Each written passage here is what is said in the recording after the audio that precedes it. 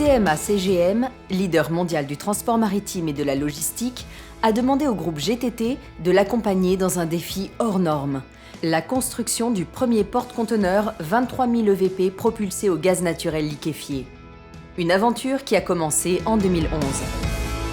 Bien avant tous ses concurrents, CMA-CGM est venu nous voir pour commencer à réfléchir à des porte-conteneurs propulsés au GNL. On a travaillé ensuite pendant des années avec CMA-CGM, avec les équipes techniques de CMA-CGM sur cette application. On a creusé le sujet, on a associé de différents partenaires et puis finalement, un jour, en 2017, CMA-CGM a décidé d'y aller et a commandé 9 très grands navires, 23 000 boîtes, propulsés au gaz naturel liquéfié. Et c'est un défi de taille. 400 mètres de long, 61 mètres de large, 78 mètres de haut. À vide, ils pèsent 70 000 tonnes. Ces navires sont capables de transporter 215 000 tonnes de marchandises en un seul trajet. Avec des dimensions aussi colossales, propulser des navires de manière plus propre est un véritable challenge. Quand CMA-CGM commence à regarder le gaz naturel liquéfié comme un carburant pour le futur, il y a cette intuition que la pression environnementale va aller croissante au fil des années et que le gaz naturel liquéfié est une solution, le carburant de l'avenir. Et ça, c'est visionnaire. Aucun des concurrents de CMA-CGM n'a fait ça à l'époque. Le GNL est extrêmement intéressant sur le plan environnemental. Et c'est ce que CMA-CGM a parfaitement compris. Le gaz naturel liquéfié permet de réduire de 20% les émissions de CO2, de 85% les émissions d'oxyde d'azote, de 99% des oxydes de soufre et les particules. Pour que les méga porte-conteneurs de CMA-CGM puissent traverser la moitié de la planète sans besoin de ravitaillement, il a fallu 9 ans d'études à GTT pour imaginer une cuve capable de stocker une quantité énorme de GNL à bord. Pour atteindre sa forme liquide, le gaz doit être refroidi à une température extrêmement basse, moins 163 degrés. Ainsi transformé, le volume du gaz à l'état liquide est 600 fois inférieur au volume qu'il occupe à l'état gazeux. Il doit être conservé dans une cuve qui permette de l'isoler pendant toute la durée du voyage. Une cuve d'une résistance à toute épreuve. Il faut voir que ces très grands bateaux, ils se tordent sur la mer, sur les vagues. Et toutes ces torsions, elles se répercutent sur la cuve. Et la cuve, c'est un objet très particulier. Vous mettez ce liquide extrêmement froid, elle se contracte sous le froid. Et puis, quand la cuve est à moitié remplie, vous allez avoir le liquide qui va aller d'un côté à l'autre de la cuve, au gré du roulis du navire. Et il faut que la cuve reste absolument intègre, qu'il n'y ait pas la moindre fuite, non seulement pendant le voyage, mais aussi pendant toute la vie du navire, pendant des dizaines d'années. À bord du porte-conteneur, la cuve doit non seulement résister, mais aussi conserver la température du GNL. Pour cela, ses parois sont recouvertes de panneaux en polyuréthane de 27 cm d'épaisseur. Ces panneaux sont collés et fixés sur toute la hauteur de la cuve. Cette technologie développée par GTT offre aux cuves des bateaux une étanchéité quasi parfaite. Il faut bien inspecter toutes les zones.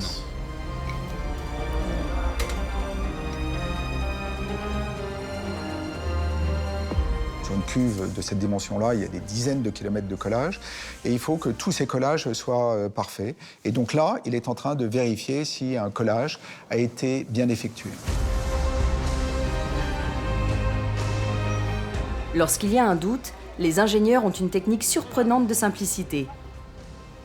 Ils recouvrent la paroi d'eau savonneuse avant de placer dessus un cube en plexiglas.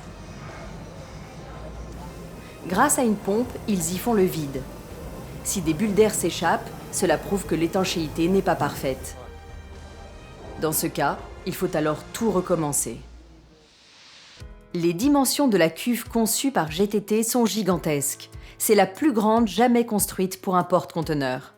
Elle a été conçue pour recevoir jusqu'à 18 000 m3 de GNL, soit la quantité nécessaire pour propulser le navire sur un voyage aller-retour Asie-Europe. Pour acheminer le gaz liquéfié jusqu'au moteur situé à l'autre bout du bateau, il faut placer un extracteur assez grand et puissant, le mât gaz. Le mât gaz va supporter un élément fondamental du fonctionnement du navire, c'est-à-dire les pompes qui vont alimenter la chaîne gaz, lequel gaz va alimenter le moteur. Les ingénieurs de GTT ont dû concevoir un mât quasiment indestructible. Car dans la cuve, les vagues de gaz liquéfié à moins 163 degrés générées par les mouvements du bateau vont percuter le mât situé au centre. Et il va falloir que ça tienne pendant extrêmement longtemps. Donc c'est du très solide. C'est quelque chose de très impressionnant à voir. L'installation du mât se fait par le haut de la cuve. Il pèse 25 tonnes, mesure 6 mètres de large et doit être introduit dans une ouverture à peine plus grande. Il sera descendu à quelques centimètres au-dessus du fond de la cuve où ces 4 pompes vont extraire le GNL. Quand on voit ça, on se demande mais comment c'est possible? Comment ça va tenir? C'est suspendu au toit de la cuve et ça descend jusqu'en bas avec la pompe qui va pomper le liquide au plus près du plancher de la cuve. Une fois le mât installé, la dernière couche d'isolation est appliquée, la membrane primaire, une tôle d'1,2 mm d'épaisseur. C'est cette dernière couche, à l'aspect gaufré, qui donne de la souplesse à la structure. Son génie, c'est la souplesse qu'elle a. Et cette souplesse, elle est produite par ces ondes. Ces ondes sur ces plaques d'acier inoxydable qui vont se contracter sans exercer d'effort sur les kilomètres de soudure qu'il y a dans la cuve.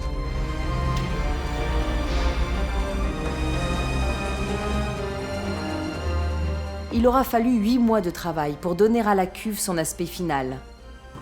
Les ingénieurs inspectent une dernière fois. Aucun débris, aucune poussière ne doit rester prisonnière, car entre le moment de la livraison et la prochaine fois où ils pourront à nouveau y accéder, il va se passer au minimum 5 ans.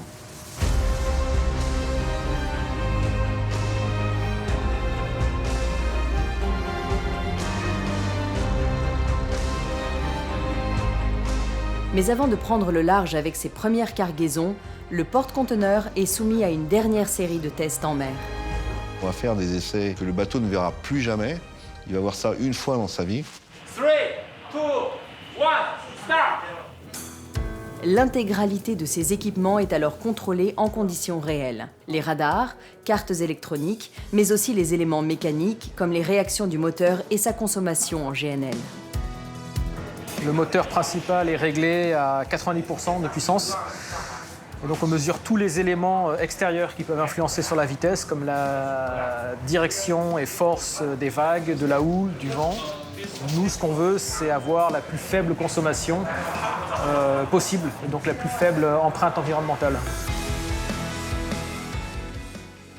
Aujourd'hui, 90% du transport des biens se fait par voie maritime.